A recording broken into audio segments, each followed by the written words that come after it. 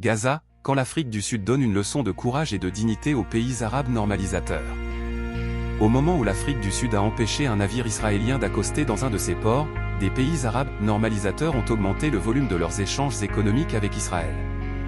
C'est une véritable soupape de sécurité qu'ils offrent à l'économie israélienne mise à mal par des campagnes mondiales de boycott et par la paralysie des ports israéliens fortement impactés par les frappes des Houthis qui ont déclaré la zone de la mer Rouge zone de guerre pour empêcher tout navire israélien ou se dirigeant vers Israël d'y naviguer.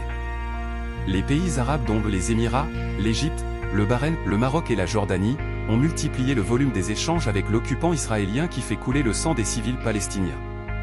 Le Bureau central des statistiques israéliens se réjouit même de cette augmentation en affirmant que le volume des échanges avec ces pays a augmenté durant le premier semestre de l'année 2024.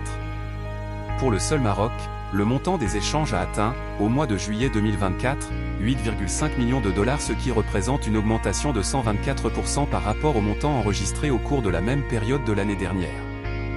C'est dire qu'en apportant cette bouffée d'oxygène à l'économie israélienne.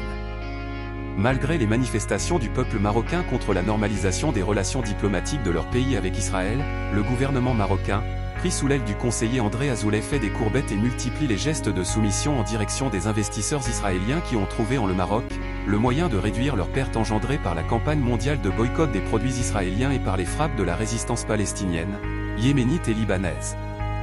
Le roi Mohamed VI leur a offert une véritable bouée de sauvetage et à ce rythme, c'est l'économie marocaine, notamment l'agriculture qui va subir les contre-coups de cette soumission à l'ordre israélien.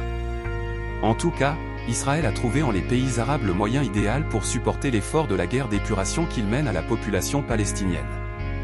Les ports égyptiens sont aujourd'hui une voie de déchargement des navires qui ont fui le port d'Eilat. Le Bahreïn organise de véritables convois pour acheminer par voie terrestre de marchandises qui transitent par les ports du Koweït et des Émirats, et le Maroc est aujourd'hui un hub pour le chargement et le déchargement des produits, notamment agricoles israéliens.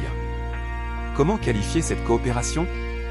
Alors que des pays culturellement et géographiquement éloignés de la Palestine, dont l'Afrique du Sud, le Brésil et la plupart des pays de Sud global, à l'exception de l'Inde, ont réduit de façon drastique leur coopération avec l'État israélien et certains parmi eux ont carrément rompu leurs relations diplomatiques. Quant à ces pays arabes, l'histoire et leur peuple les jugeront un jour.